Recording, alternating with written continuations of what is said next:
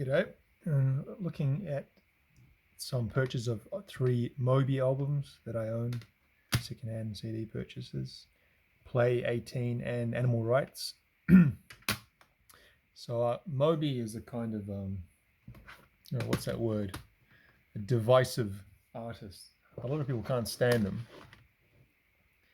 And his music, a lot of people can't stand him as a person.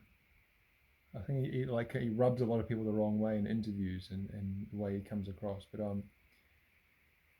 so Animal Rights, he released this in the mid-90s, and I actually read his biographies. He's got 2 biographies.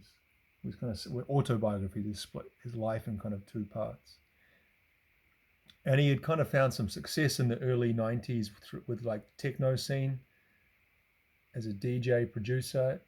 And then I don't know how many albums he released. He had that song "Go," which I think they used in a James Bond movie, and yeah, about 95 or so, he released this 95, and it was kind of a completely different musical style from the previous stuff. Like I said, the previous stuff was, in a general term, electronic music, based in the techno scene, and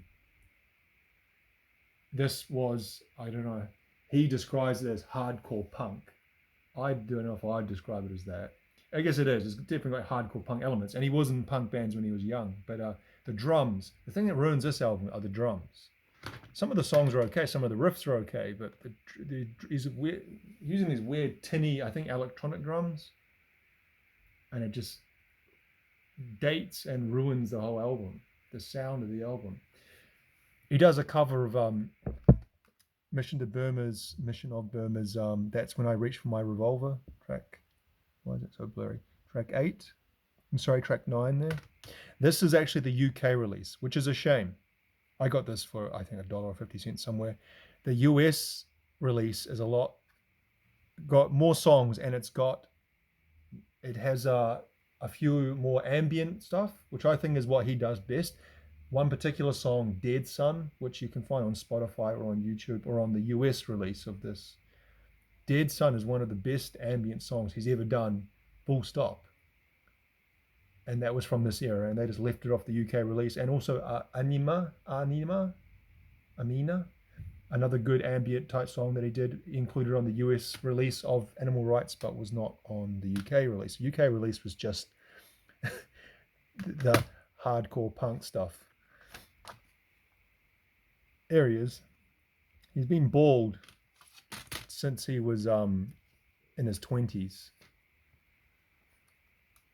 And so everything you see him, he's always a little bald guy. Like I said, I read his biographies, his autobiographies, and he's very self-deprecating, but he also has this way, a smugness about him, a smug self-deprecation. So he's like, yeah, I know. He doesn't have a lot of confidence, although at least he says that. But there really is something about him, the way he talks about himself and experiences, that really just makes him quite unlikable, which might be unfair. His biography was in the news a few years ago because he talks about his experience with Natalie Portman, and he has basically said that they were girlfriend and boyfriend, and she came out and kind of said, no, we weren't. You were like a 30-year-old dude, and I was like an 18-year-old, and you were trying to pursue me, and that was the extent of it. And so that was pretty embarrassing to publicly get smacked down like that. But he does talk about his experience with Natalie Portman in the biography, and there's nothing salacious or anything like that. It's all pretty tame, really. But yeah.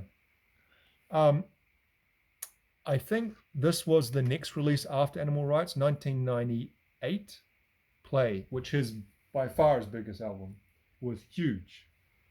Partly because he licensed so many of the songs for TV shows, TV commercials, and background music. You hear it everywhere. You heard it everywhere. Early 2000s, it was in movies, and just, I think there was like obsequious. Is that the word? I actually like this album because it reminds me a lot of that time in my life. I remember I owned this album in 1999, and when I listen to it now, it reminds me of that period in my life a lot.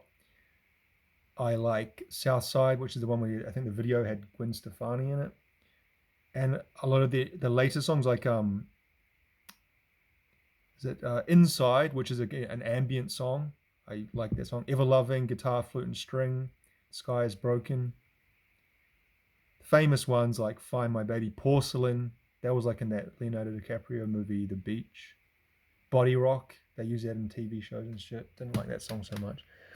It's a pretty solid album, but it was overplayed, and he was everywhere.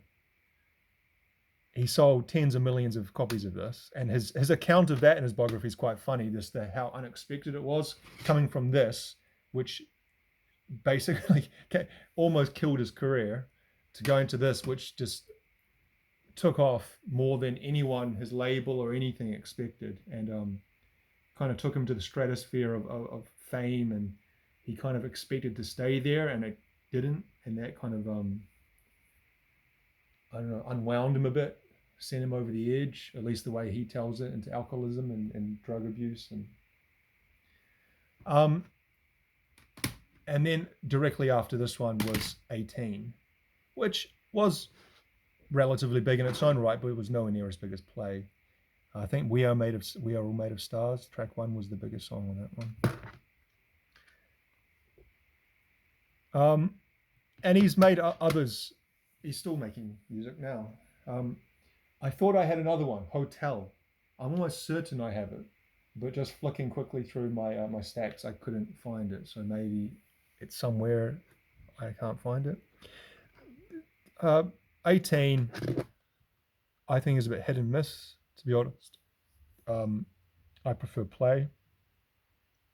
I think he lost it a little bit on. Oh, I wouldn't say lost it. That's stupid. I just don't enjoy it as much as Play. But yeah, all of these would have been no more than $1. You see Play in secondhand stores a lot, because that's the kind of one that people, exactly the kind of thing that people, non-music fans, or that's not maybe not fair, but people who don't necessarily collect music but hear music on TV and they think, oh, that's a good song. Hear music in the background of a Toyota commercial, they buy the CD, they hold on to it for 10 years, and then they throw it away when they don't listen to CDs anymore. So you see this one and this one, but this one certainly in almost every, medium, big size secondhand shop. There's stacks of them because they were sold in the millions. I saw them in concert, I remember. So yeah. Thanks for watching.